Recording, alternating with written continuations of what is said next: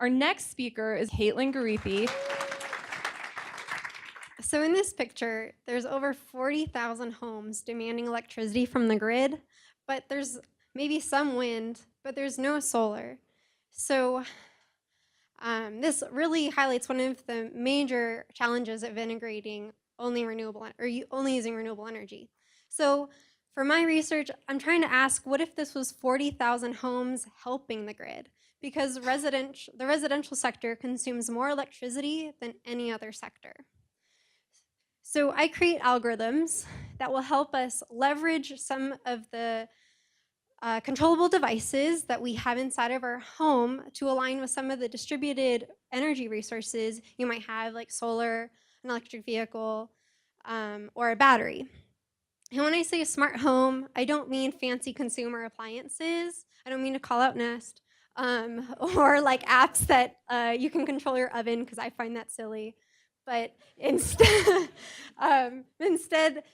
trying to coordinate all of these things in an intelligent manner to align with what renewable energy we actually have available. So I call this a home energy management system.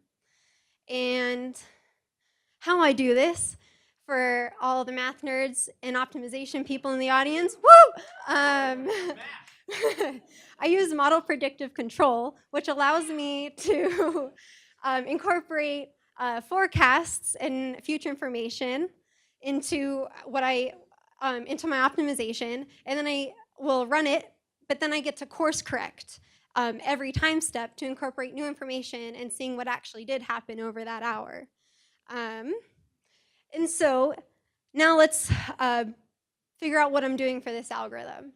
No one is going to let me put this in their house, especially being a grad student, but more importantly, their preferences aren't being met. So their thermostat set point and other things that they care about. And money, that's a big one. Forecasts, especially the weather, will help me determine the rooftop solar, how we can maybe charge the EV, demand, and what makes this all possible is the models and the data that I use. So I have to come up with models for the battery, how the residents are using their electric vehicles, and the solar. And all of you smart people in the audience are going to tell me after this, oh, everything's uncertain. You're absolutely right, and don't worry, I account for that. So I make sure that they can handle uncertainty in the forecasts, as well as the uncertainty in our usage. And so as a grad student, I'm working on these smart houses, and one of the questions I started to ask is, what would this look like for all homes? Because not all of us have these smart homes that have all of these devices. We are already polled on whether we drive or don't drive. But all of us probably have a thermostat. All of us probably have a heater. So how would the algorithms I create work in houses all across the spectrum? One of the things I take into account in these algorithms are electricity cost.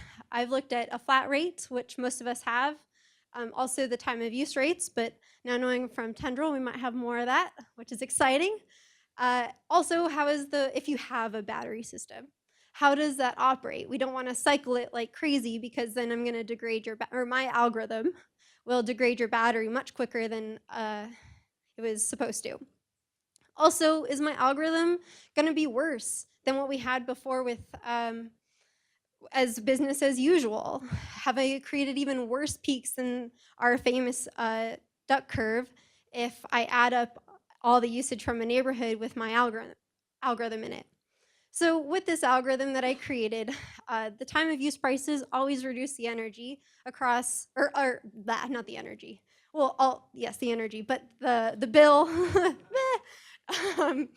for all the houses.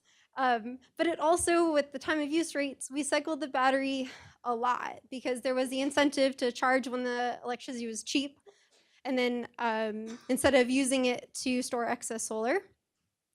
But the time of use prices also created new peaks in electricity demand, which, if we sum those up over an entire neighborhood that's going to use a grad student's algorithm in their house, it probably isn't so great for Excel either.